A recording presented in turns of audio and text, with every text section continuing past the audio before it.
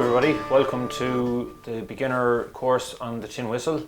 My name is Brian O'Loughlin. I'm from Corofin in North County Clare. I come from a musical family. My mother plays the accordion and I have two brothers that play banjo and concertina. So there would have been always music in the house growing up. I'm now living in Innis. A few of you might have been here before. There's loads of sessions on.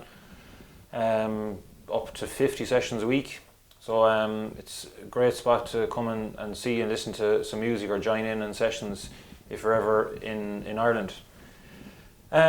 Throughout this course we're going to be looking at different types of tunes. We're going to do a polka, a mazurka, a march and a jig. So it's going to give you a really good understanding of traditional music and the basics on the tin whistle.